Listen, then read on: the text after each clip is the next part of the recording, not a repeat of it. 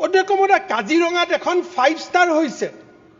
মানুহে ভাল পাব লাগে যে টকা দিব পৰা টুৰিষ্ট আহিব। টকা কোনে পাব? হাতীৰ মাউতে পাব, জীপ সাফাৰীয়ে পাব, তাৰ দোকানীয়ে পাব, তাৰ ৰাইজে পাব। বেলেগ ৰাজ্যত মাতি আনে, জিম কৰবেট পাৰ্কৰ ভিতৰত 5 ষ্টাৰ বনাইছে। গুজৰাটত ফৰেষ্টৰ ভিতৰত টাটাই 5 ষ্টাৰ বনাইছে। কেনিয়াত ফৰেষ্টৰ ভিতৰত এয়াৰপোৰ্ট বনাইছে। আৰু অধ্যক্ষ মহোদয়, মোৰ কাৰণে ইমান সমস্যা যে এখন মাত্ৰ 5 ষ্টাৰ দিবৰ কাৰণে মানুহে টকা খৰচ কৰিম বুলি কৈছে, তাতো মই সংগ্ৰাম কৰি আছো।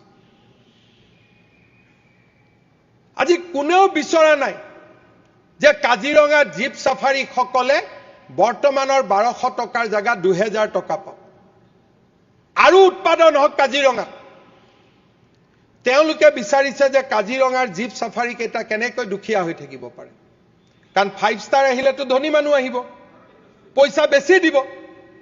দুখীয়া হৈ থাকিলেহে আন্দোলন হ'ব, ধনী হলেতো আন্দোলন নহব। আজি কোনোবাই, আজি মই আচৰিত হওঁ যে মানুহে আবেদন কৰিব লাগিছিল এই বামপন্থীসকলে যে চৰকাৰেনো আপোনাক কিয় এৰেষ্ট কৰিব লাগে? আপুনিয়ে নেতৃত্ব লওক এখন 5 ষ্টাৰ অনাৰ ক্ষেত্ৰত, আপুনিয়ে আধাৰশিলা কৰক। যিখন ৰাজ্যৰ মুখ্যমন্ত্ৰীয়ে কাজিৰঙাৰ দৰে ইউনেস্কো হেৰিটেজ সাইটত এখন 5 ষ্টাৰ অনাৰ বাবে সংগ্ৰাম কৰিব লাগে, তেওঁ কিমান দিনে ৰাতি অসমৰ বাবে কষ্ট কৰিব লাগিব অনাগত দিনত, আপুনি মাত্ৰ কল্পনা কৰক। মইতো আচৰিত হওঁ। আজি এইবিলাকতো নতুন কথা নহয়।